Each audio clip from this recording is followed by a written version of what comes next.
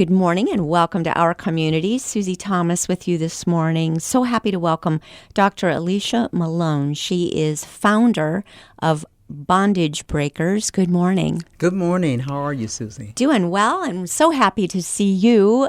So let's start there. What exactly is Bondage Breakers? Yes, Bondage Breakers is a prison reentry organization that has been in the Akron community and surrounding community for about 30 plus years. And I say 30 plus because I don't want you to figure out how old I am. Okay, that's a secret. Yes. That's right.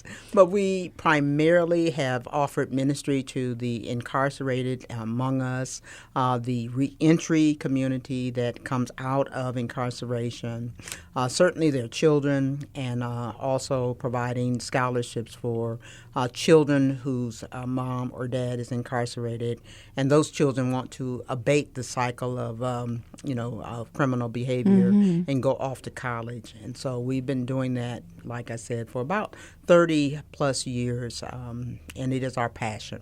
You're not only Dr. Malone, you are the Reverend Dr. Malone. So that means, I'm going to guess, did this come from prison ministry of some time? In some way or the other, I really do believe that it did.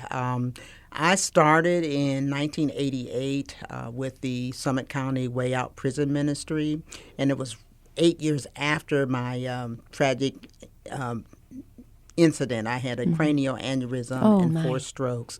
And just coming through the recovery from that and having to wear a AFO, they call it, a leg brace, and limited mobility with my right extremities, I felt somewhat in bondage to the life that I used to live. And so there springs the word Bondage Breakers. Yes. And we added the incorporated because there are many people involved in Bondage Breakers from various churches all over the city of Akron. And you are doing amazing. I mean, nobody's got an excuse, you know? Absolutely. That's right. Absolutely. Take a look at you and your life and what you've done since that time. But where did the heart for the incarcerated come from, do you think? Well, I know that the heart for the incarcerated came from 2 avenues. One, for years I've had a older brother, he's still living, who has been in and out of the penal system. Wow.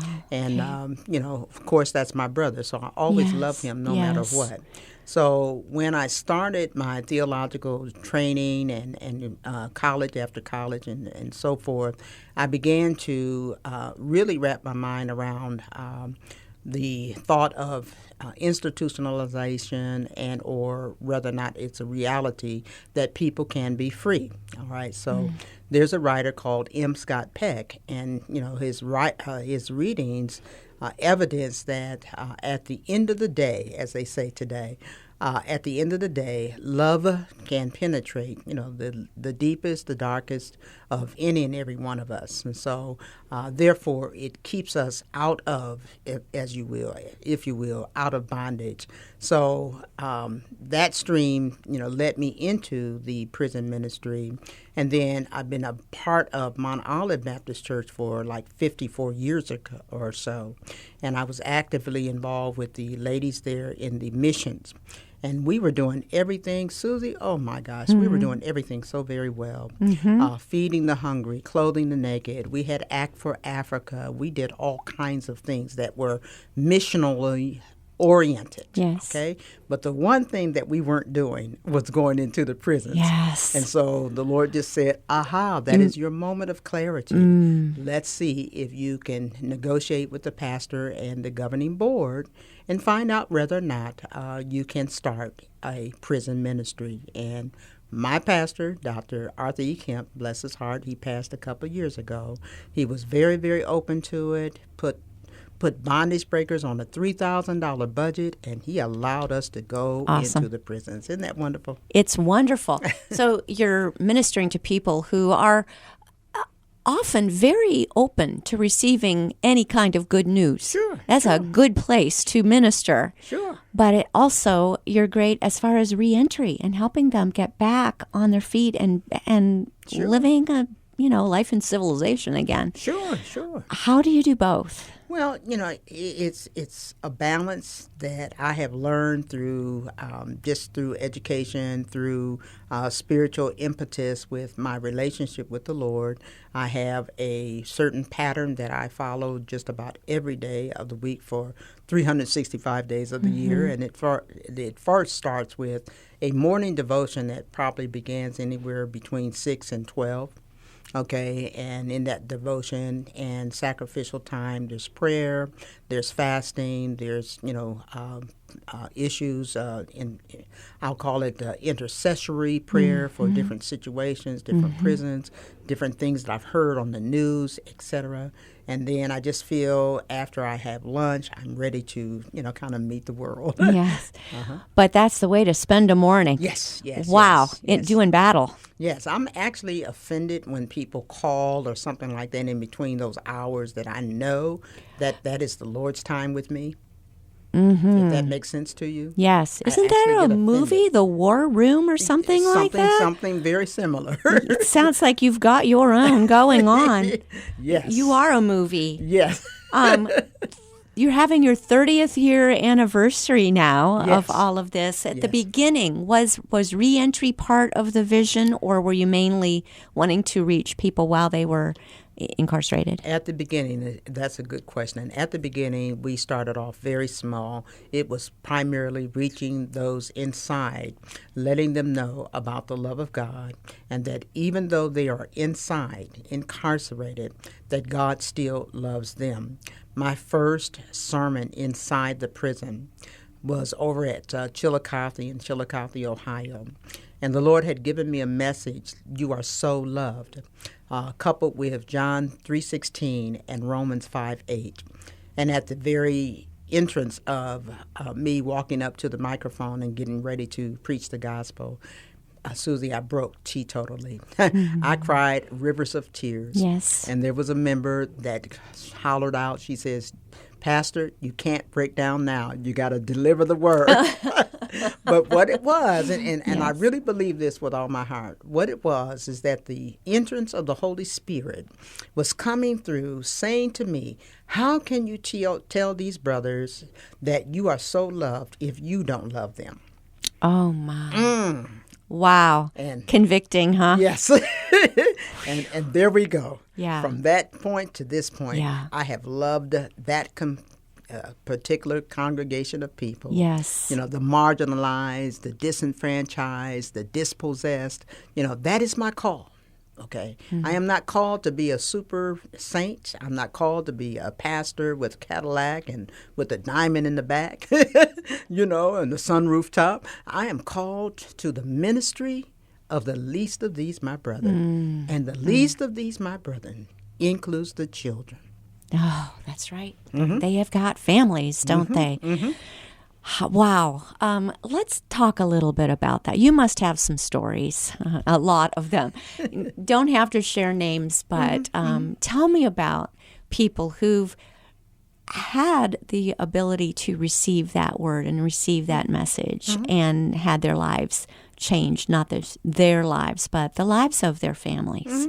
Well, and we have had over the years many individuals who actually had been ministered by us. Matter of fact, there's a young guy right now, just got out recently, and he has come to our office, and he is, actively right now engaged in a part of our ministry that is about 8 years new now. It's called Servant's Hands, and that is simply that we offer a yard, lawn and garden care and winter services to senior citizens so that they can stay in their homes and don't have to move out to some kind of institution or something. So, we have that piece that is working and has worked very, very good. Let me stop you right there. So you're telling me that former inmates are now volunteering with bondage breakers and ministering to others like senior citizens, helping them be able to stay in their own homes. Sure.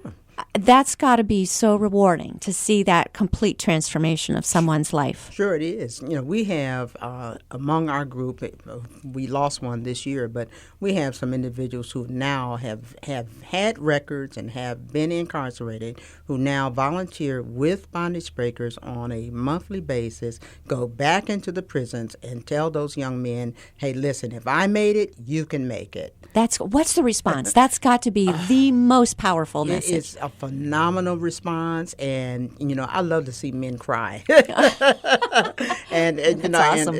And listen, when those brothers get in there and they tell their story and they say, listen, I'm talking to you from the real aspect of the fact that I have sat in your seat.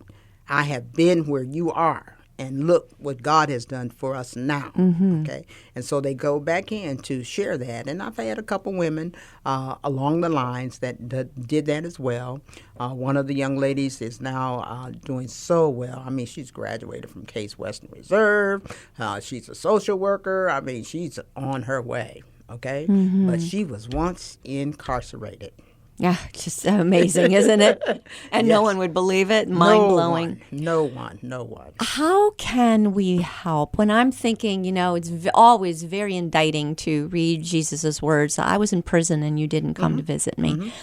How can we? How does the average Joe become involved in something? And I'm thinking to minister to those who are incarcerated, but also how can we help their families? There are loved ones at home. There are children with a parent who's not in the house right now. And how do we help that family right where they are, right where they need helped? Two entities that we have used to answer your question. For 18 years, we have provided a week-long camp for children of incarcerated parents. Wow. And today I also supplement the word marginalized as well, because a marginalized child goes through the same thing a child that has a parent incarcerated. The ages are 6 to 16. And the group Bondage Breakers and particular staff people, we volunteer and take them to a camp for a whole solid week. So that's 3 meals a day for 5 days a week. We have some training and teaching that we do during that time. But I tell you, Susie, there was a camp one year that we did, and it was a transformational piece, and I used stones from my garden, and I picked up different colors of the stones and brought them to use as a teaching tool.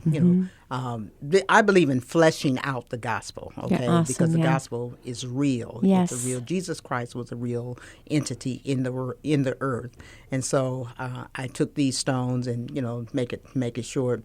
I says I want every child to pick up a stone, and then I need you to describe that stone and then describe your life. So I had sharp-edged stones and children to talk about those who had been abused by parents.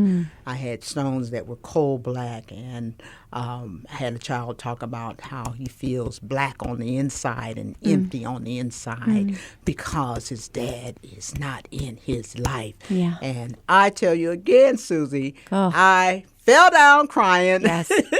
Yes. And How could one you of my- not? Yes.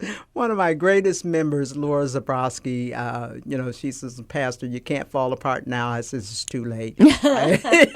We never That's all got a right. chance to finish that particular educational piece on the campgrounds that day. But it brought all of us all so closer together. Yes. I have a very deep passion for children, okay? One, my secret is that I felt as though a young person coming up, some of my childhood was robbed. So I have an opportunity now to be a child with children. Yes. And I love it. Yes. If that makes sense to you. Yes, it sure does. We're speaking with Dr. Alicia Malone. She is the founder of Bondage Breakers. Got an exciting event coming up, so stay with us. You're listening to Our Community.